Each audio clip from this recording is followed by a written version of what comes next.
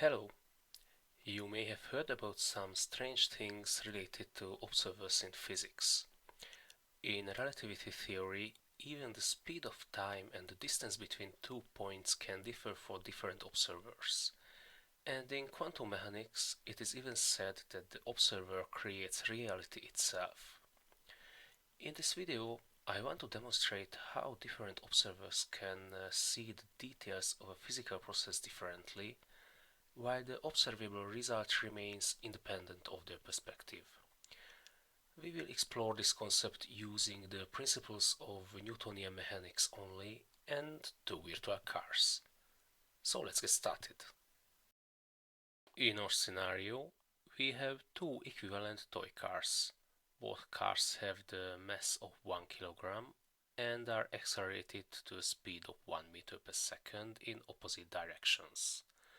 They will collide, and the two cars will be damaged by the collision and remain motionless on the road.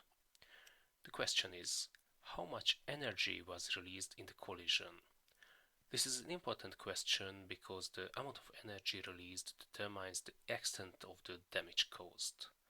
If the energy is small, the cars will only sustain minor dents and paint damage. However, if the energy is huge, the two cars could be even destroyed. Calculating the released energy is straightforward. The cars have kinetic energy before the collision, which disappears. Since energy cannot be destroyed, this means that the kinetic energy is converted into other forms of energy, such as deformation and heat, causing the damage to the cars.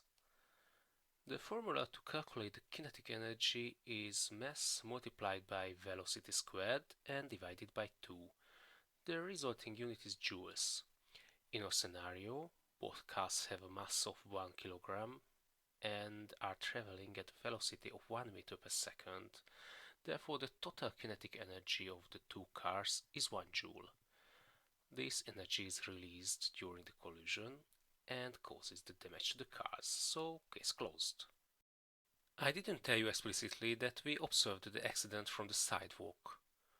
One of the cars also described the accident from its own perspective. It had been stationary while the road was moving backward under its wheels at a speed of 1 meter per second. When it noticed the other car approaching at 2 meters per second, it was too late to avoid the collision.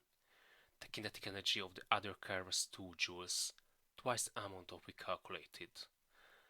It is possible that the severity of the accident depends on the observer? No, of course not.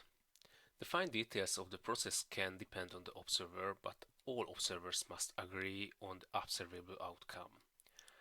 My example can look like a paradox at first glance, but it only means that we made some mistakes. In the second case, when the reference point was the car, we neglected the fact that the car experienced a deceleration.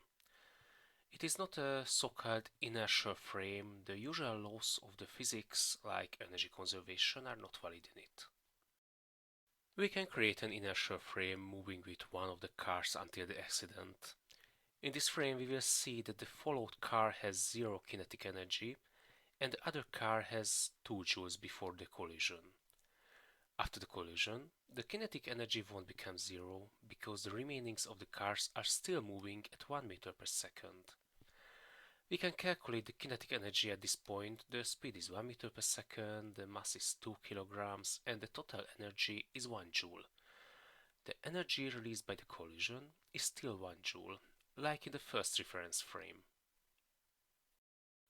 Different observers will describe the same process differently, but if this modifies some observable fact, there must be some error in the calculations. In classical mechanics, errors are usually easy to find, but special relativity is full of similar paradoxes. Fin paradox is the most famous one, but the train in the tunnel problem is more exciting in my opinion. Quantum mechanics is much worse, because the meaning of observer in its context is slightly different from everyday usage. This provides a fertile breeding ground for mystics and underground revolutionary researchers but discussing these problems is way beyond the scope of this video. The general lesson of this video is that physical processes can be described differently by individual observers, but the results must be the same.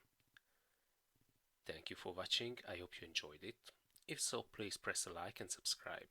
If you have any comment, don't keep it to yourself. Bye.